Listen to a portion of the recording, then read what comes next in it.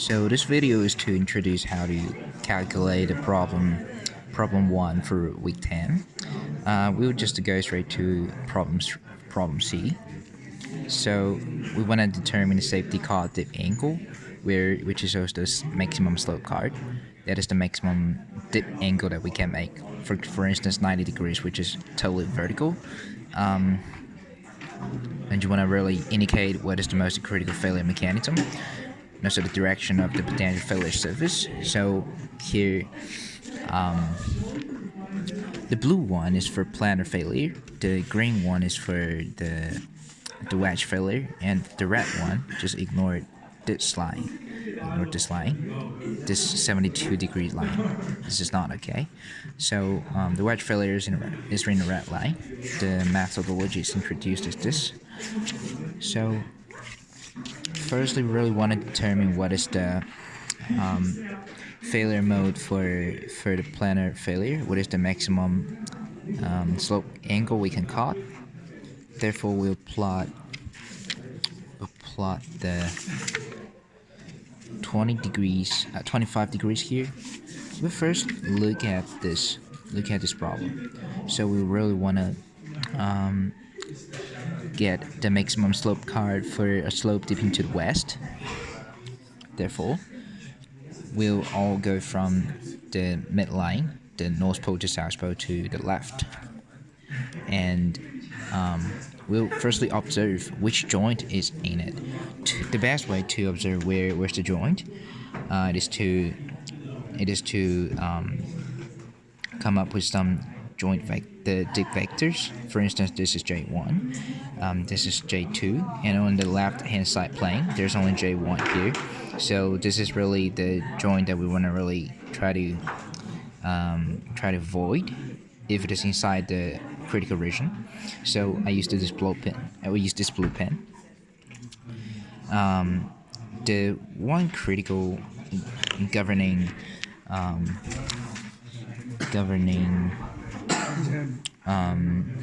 thing is that it will have to be negative in 20 degrees. So it is here 20 degrees, and then we want to visualize where's the slope, where's the friction angle circle. So it's on this plot like this one, but we really want to make this one to be 20 from 25 from here to here, because it was given in the question 1 is 25 degrees. And once we have found the critical region, we'll immediately see that this is not, J1 is not in here, so we don't need to really avoid any dip vector here. The most critical thing is that we want to avoid the joint here. It's the joint here, not this big line, not the great circle.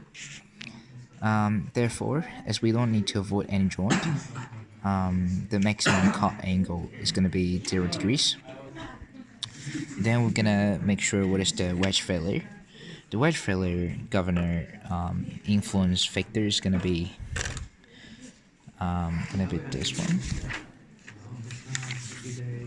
So we just look straight at this plot. Yeah, I think it's this one.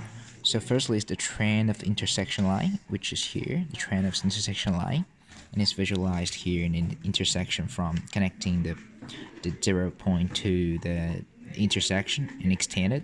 So this will be the dip you find. The trend of the intersection are not too different from slope surface dip direction, and this slope surface dip direction is generally found by connecting the 0 point to the joint point of the wedge. So for this one we get J23, which means the joint 3, which has this joint vector here. So we're gonna connect this one and this one, and also for the J1, I think for J2, we can connect the joint from this to the 0 point. Once we have done it, we have defined the region, and next thing we want to do is really to identify where's the frictional angle. For this one, we have the data source is 20 and 20, therefore we go for the average with 20, which is 20 here. So we really want to rotate this plot here and plot a circle in a region. So therefore we can identify the critical zone here, and we see that J23 falls in it. To design for the safe slope, I'm gonna rotate J3 to this direction, and you will find where's the slope you have. And actually, this is the safe card you can make here to avoid J23 falling into a region.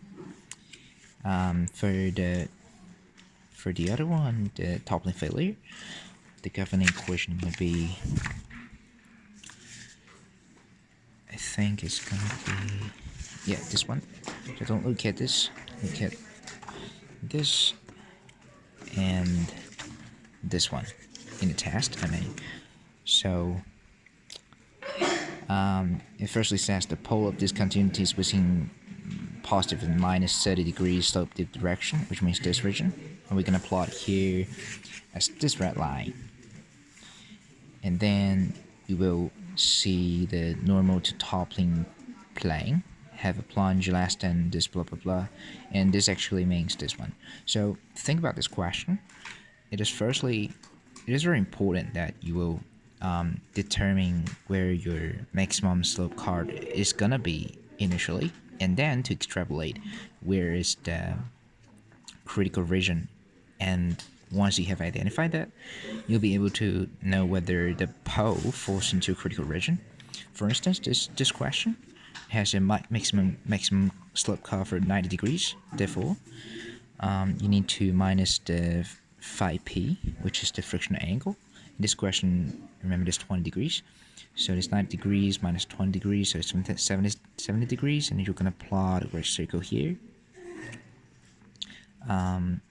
And we have seen that the pole 1, because the critical region, if you see it really carefully, it's gonna be this region. So that means it's gonna be everything on the left. Therefore, P1 doesn't fall in it. Therefore, we can also say that, okay, we can make the maximum slope curve of 90 degrees. Then it is the safest. It's the most safe. All right.